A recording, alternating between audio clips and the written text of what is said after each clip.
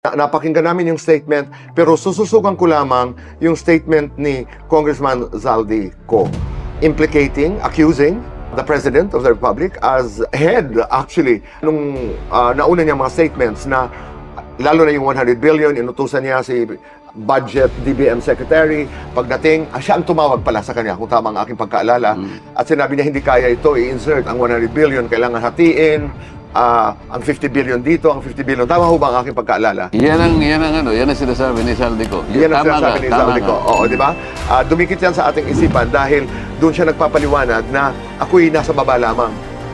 Hindi ako nasa taas. May nagdidikta pa sa akin. Tama naman yun. Dahil kahit na ikaw ang chairman ng Appropriations Committee, hindi ka makakagalaw sa sarili mo.